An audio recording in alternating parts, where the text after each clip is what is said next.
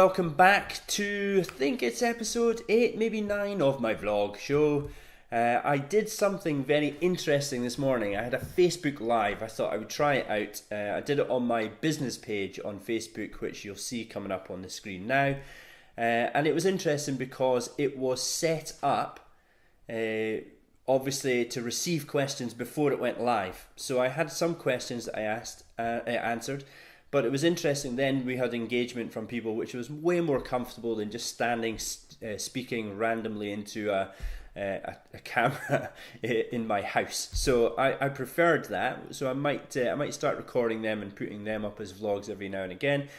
But there were two topics from this morning that I felt very strongly about. So I thought I would use them for this week's vlog show. The first one is, and it's not even a controversial statement, I don't think. I think it's total bloody common sense, and that is that we need to create more competitive opportunities for people in tennis. Now, my opinion is that we need to focus more on adults because there's too many junior initiatives, and there's too many junior initiatives aimed at tiny little kids, and there's this perception that we need to get them before other sports get them. But the reality is, anyone will tell you now that kids should experience a whole range of sports. So why are we in such a desperate rush to metaphorically steal them from other sports? You don't steal kids from other sports. They will gravitate towards your sport if you can create a cool environment where they've lots of fun with their friends and they will enjoy the game. Some people love tennis. Lots of people love tennis. It's one of the, I think golf and tennis are the two biggest individual sports in the world. So it's clearly a great game.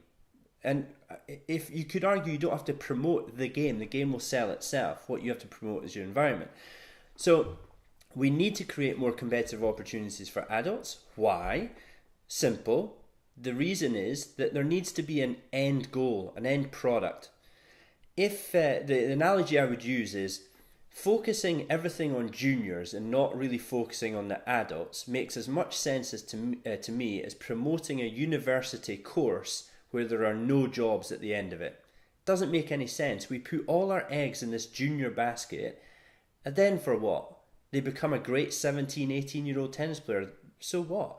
There needs to be more opportunities for great kids to then know that there's opportunities after junior tennis because they got the rest of their life in that age group. Also, what happens, which winds me up, is people are now hanging on this statement of, oh, I'm not competitive, I just play tennis recreationally. That doesn't mean you don't have to compete.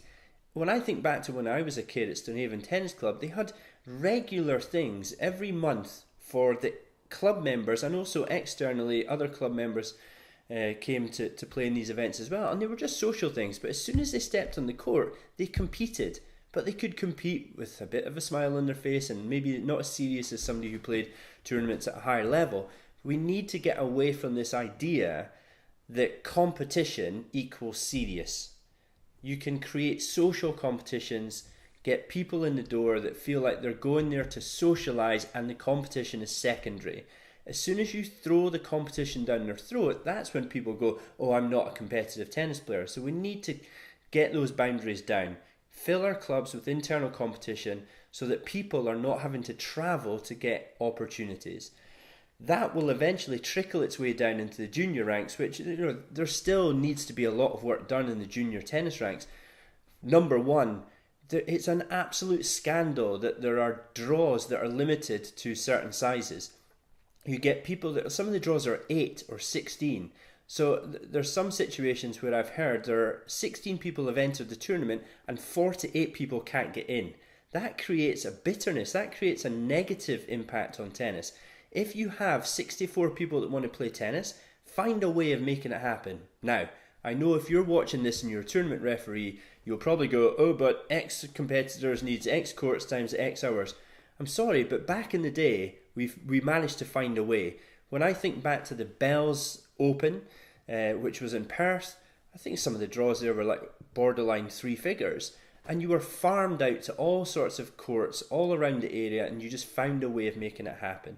Now, of course, if we're talking about tournaments in the middle of the winter, then that's maybe slightly different, but Ewan McGinn and Mike Cohen from Tennis Scotland have just proved that there is a need for indoor competitive play. I think there was close to 400 people played in their Tennis Scotland tour event.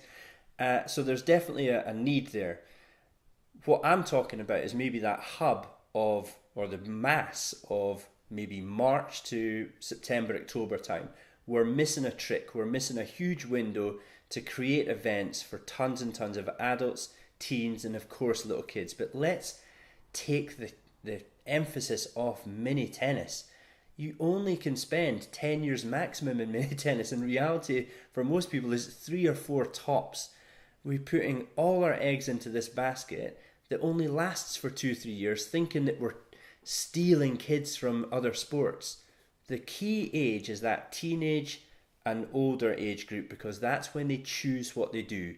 The reality is under 10s do not choose what they do. The parents create opportunities for them and they might enjoy it once they're there, but it's really when they're in their teens they choose. So what do you want? People that are being taken to tennis, or people that are choosing to go to tennis? For me, it's a no-brainer.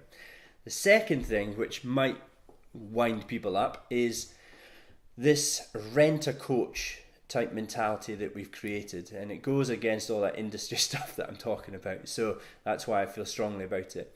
In my opinion, a club is not going to get the benefit of hiring a coach for X hours a week time X weeks a year. You just don't get the benefit from this rent-a-coach type mentality. The coach turns up, they do the coaching, and then they leave. Of course they're providing a service, and of course they could be a great coach, and in many cases they are.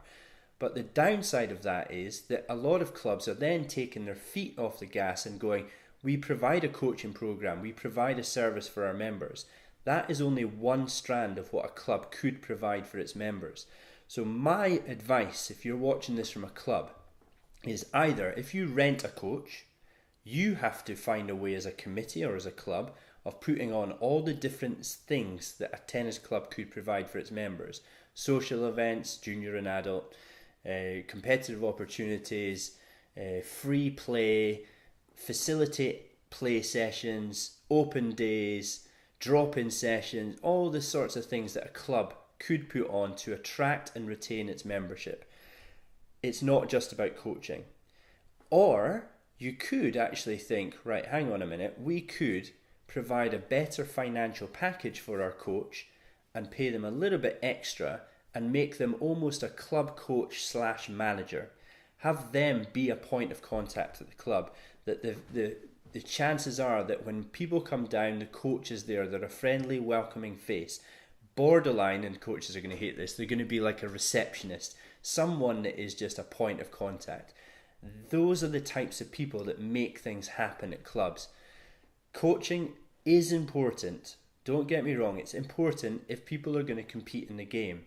But the more and more I think about it, the more and more I think that it could be negative if someone's first experiences of tennis are structured coaching, formal coaching. They're getting taught X, Y, and Z before they've even sampled how great the game is. And of course, if they can't play the game, you need to teach them skills. No one knows that better than me. I do that pretty much for a living.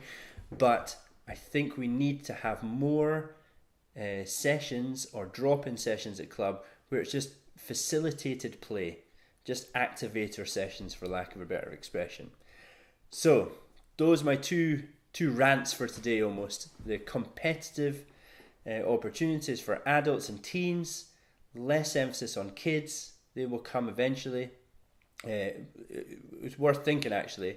If you imagine your teenage section of the club is thriving, is buzzing, there's a social scene, there's competitions, there's just a real energy about it, I guarantee you that will attract the minis, because they want to be like the cool kids, they want to be like the older sporty kids that they look up to and so on. So more focus on teens, more focus on adults, so the teens have got something to go to, build our sport, create a healthy environment.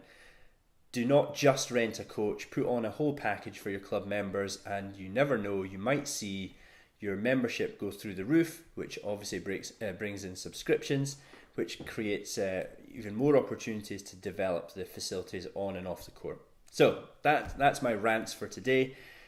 Please comment below, share it with as many people as you can, subscribe to the channel, and be interactive. Get in touch. Okay? Until then, till next time, take care.